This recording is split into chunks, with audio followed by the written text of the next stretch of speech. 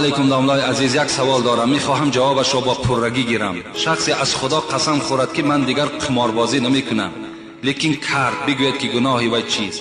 خدا در قرآن میگه استعیذ بالله انما الخمر والمیسر والانصاب والازلام رجس من عمل شیطان فاجتنبوه لعلکم تفلحون.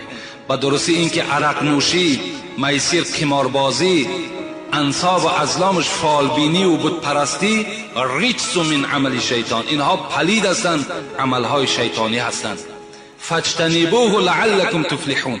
اگر تو از عذاب خدا بخواهی که ایمن بیابی، از این چهار چیز دور شو، تو در عذاب خدای خودت گرفتار نمی شوی. کسی که قماربازی میکند البته به البته وای وارد دوزخ میگردد. کسی که عرق نوشی میکند وای وارد دوزخ میگردد. کسی بت پرستی میکند، فالبینی میکند وای وارد دوزخ میگردد. زیرا این عملهای پلیدی هستند که این بنده به آنها چنگ زده است. عیب است که وقتی که امروز فرزند مسلمان نماز میخواند، خدا میگوید، مسجد میگوید، باز قمار بازی میکند.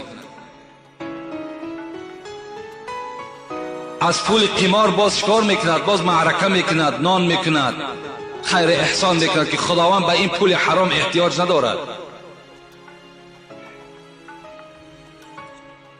فرزندها گرسنه و عائله ناآرام و این باشد قماربازی دارد.